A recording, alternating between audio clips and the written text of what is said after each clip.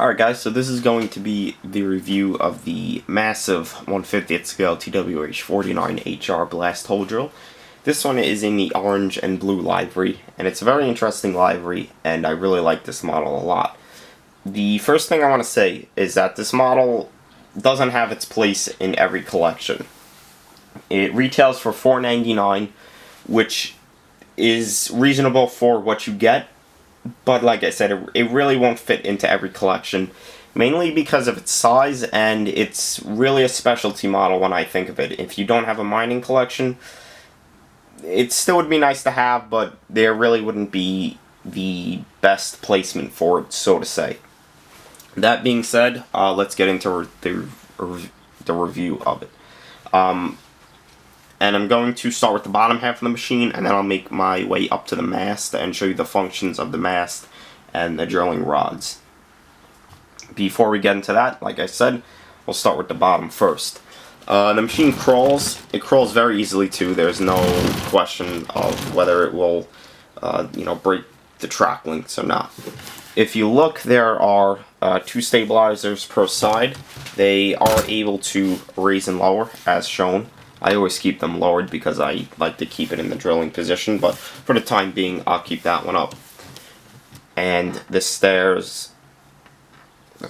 I guess you could say, will raise and lower, and it's on a cylinder, so there's multiple positions. Pretty much anywhere you could position it will go. There's also many opening doors, which I will get to. Anyway, really getting into it. Starting with the tracks, and I'll have to adjust my focus real quick.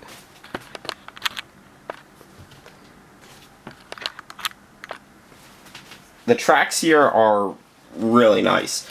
They do sag a lot, but there's really nothing you could do. They might do that on the real machine. I'm really not sure. Now, me having limited knowledge in these drill type of models, I thought the undercarriage would turn. After thinking about it for maybe 20 seconds, I finally realized, I have seen smaller ones in real life on real mine sites that you turn the machine with the undercarriage. It was just my amateur experience with these type of machines, so to say. I didn't think of that. As you can see, it does have lines running to the motors.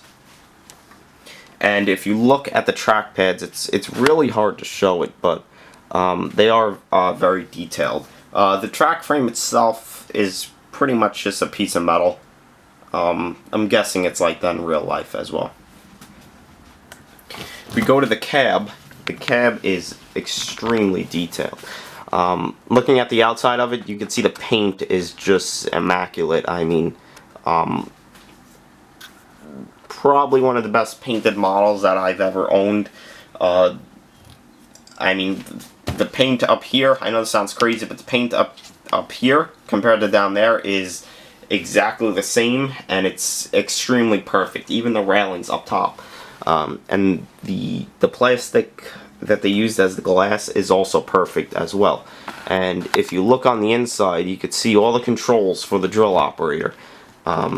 And it's probably the most detailed cab that I have ever seen on a model, at least that I have owned.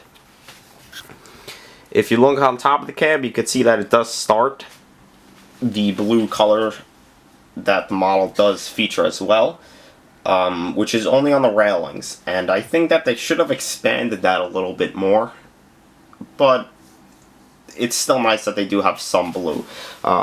If you look here on the cab, and sorry for going off here, this one section of the machine right here, the cab is like 3/4 orange and the rest is around 1/4 blue. If they could have did that with the rest of the machine, I think it would make this model look a lot better than it already does, because it already looks super nice. We turn the cab, show you the other side.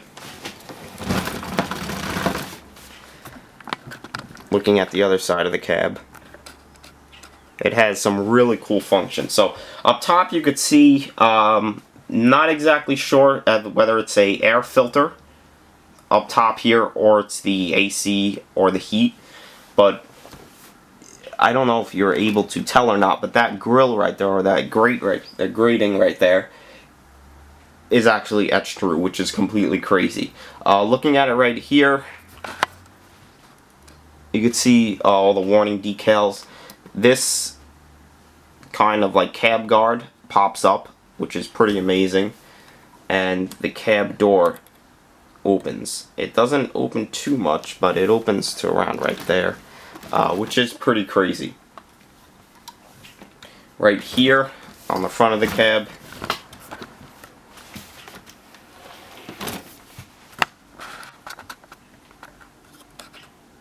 there is a adjustable light right here, which doesn't actually work, but it is adjustable, which is pretty cool as well. And if we raise up on top of the cab,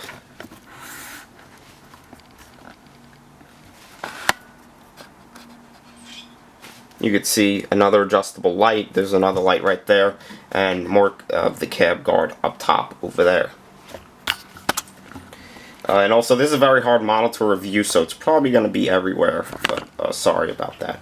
And I'll start to make my way over here. So, looking at the front over here, you can see more of the blue railings. All these chains over here, they do move, so they're not like they're like casted piece of plastic or anything.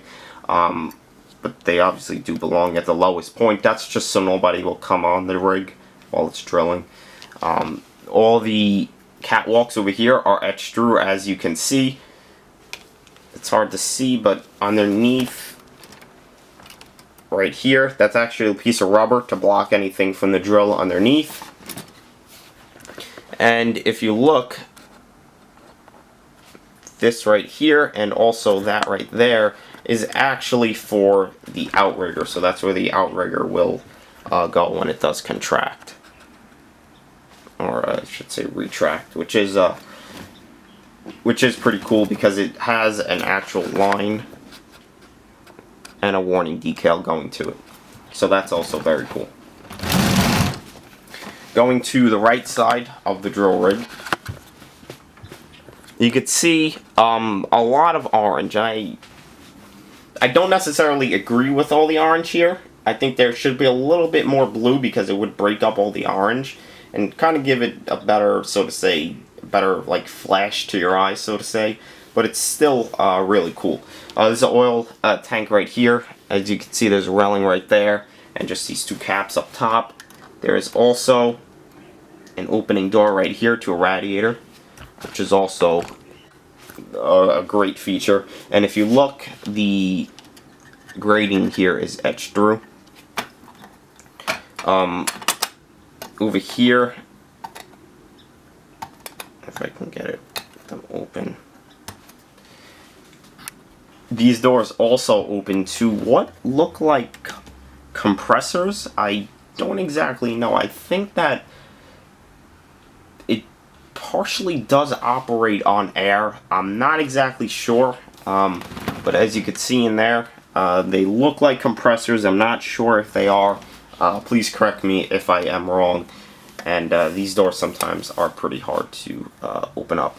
And back here, there is another huge grating or grill. It doesn't open or anything, but it is etched through as the other one is. And if you look on these doors, you can make out the Bucyrus decaling, and also the silver parts represent handles, which is also pretty cool. Coming to the back of the model,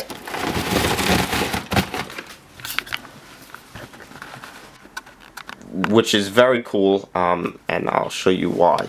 If you look at the back, there's a spool over here, and although the spool won't actually unspool or anything, it does move somewhat. I mean, you could roll it up like that. It really won't. I mean, it might be able to, but I'm not going to peel that off.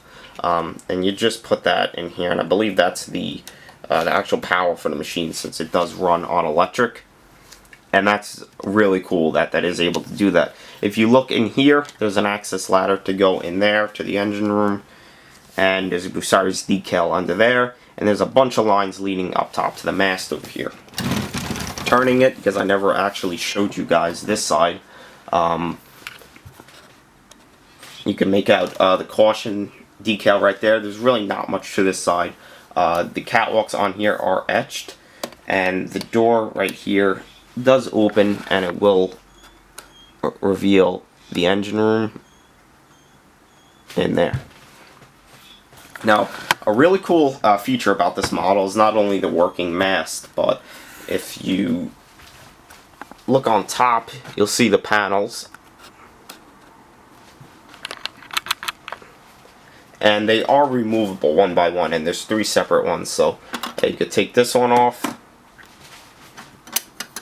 you could take this one off, and then the back one here.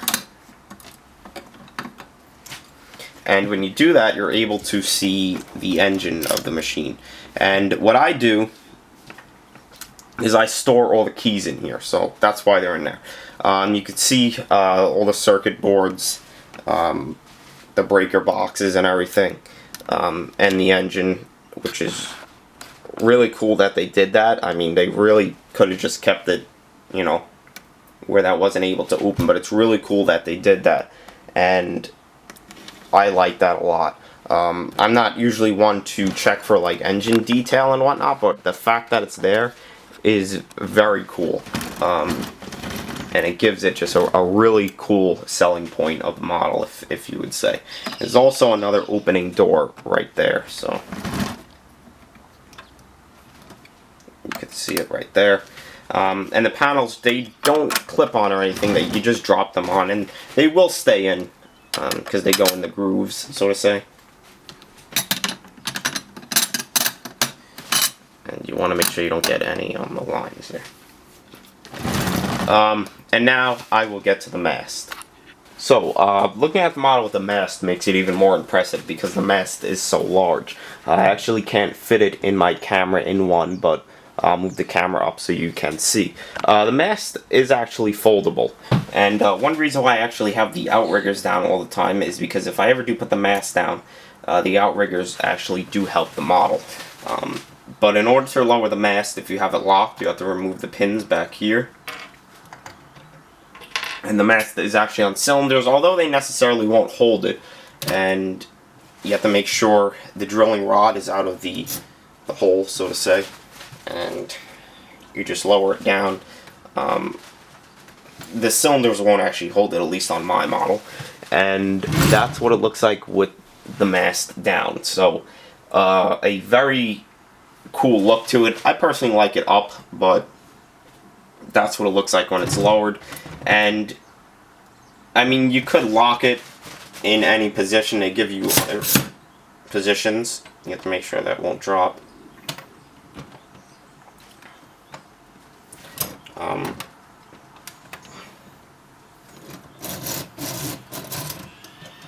So, I mean, you could lock it in just about any position if you have like a stop motion or diorama, but I normally always display it with the mast up. So, the mast is a very hard piece to review, so please bear with me. But what you're looking at is the bottom of the mast, and this part of the drill rod is actually able to move. So if you would install the smaller drill rod, it would come from here, and I'm actually going to review the drill rod real quick because there's something very cool about it. Looking at it, you can see the underneath of it actually does have cutting teeth on it, so to say. And the cool thing is that it will actually spin, and that's pretty crazy if you ask me.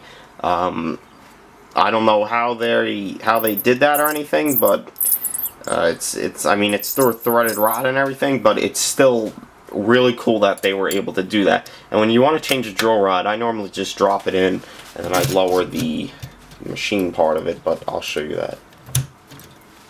I really don't know where to go right now with this because there's so much to show, but looking at it, if you look on the side here, these teeth are what actually move the, I guess you could say, the machinery part of the mast. There's a ton of hydraulics lines and everything. If I zoom out, you'll see a shorter drill rod here.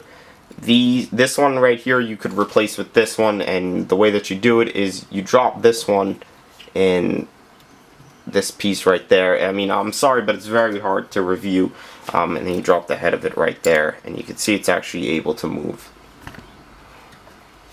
The side of the mast has the climbing cage, so to say, the ladder with the climbing cage, and it goes all the way to the top of the mast. If you look at the machinery part of the mast, is what I'm going to call it, or the money-making part of the mast. I'm looking at the side here, you can see just right off the bat, it is very detailed. You can see these yellow and black lines. That's what actually powers it, and they are flexible and everything, which is really cool because it will actually follow it. And when you lower it, we'll go through the bottom, but I'll show you that in a second. Looking at it, I mean, I don't even know how to review this or what to say.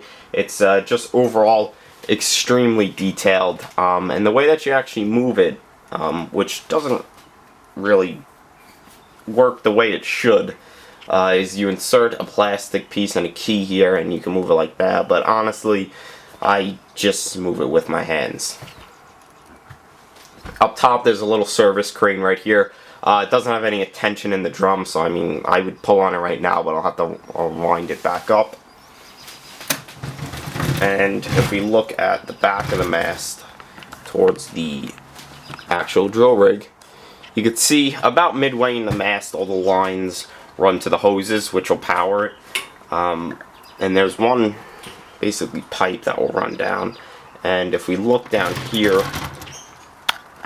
everything leads out right there, which, you know, obviously does make sense. And these bars right here are what will raise and lower the mast. So I'll show you that one more time. So you just pull these pins right here and move the rod up, and they just slide on that. So yeah, that's pretty much it. This is not the easiest model to review, so I'm sorry if this review wasn't the best, so to say, but it is it's not the easiest model to review, although it is a extremely nice model, and there's no way of denying that. So I hope you enjoyed this review. Anyone thinking about getting this model, I would automatically get it if you have a mining collection. If you don't exactly have, you know, like a pretty big mining collection, I would definitely second think it. I mean, there's no question to whether it's detailed or has great functions. It obviously has that, but it does a lot of sitting around, and there's really not much you could do with it. But besides that, spectacular model, and if any place ever has it on sale, like diecastmodels.co, I would definitely grab it because you'll definitely be amazed with it.